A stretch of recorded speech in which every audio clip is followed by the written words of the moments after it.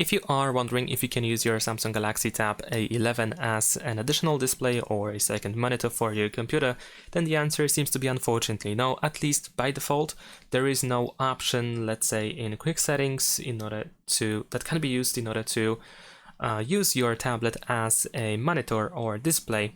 On some other Galaxy Tab devices, we can find an option in quick settings that is called second screen.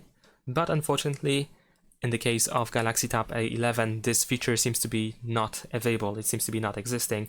So unfortunately, in this case, we cannot really use our tablet as the second monitor. Perhaps there is a way to do so by using third-party apps, for example, by downloading them from the Play Store. However, I couldn't actually find anything that could be useful in that specific case. So that's pretty much it. Thanks for watching, leave a like and subscribe.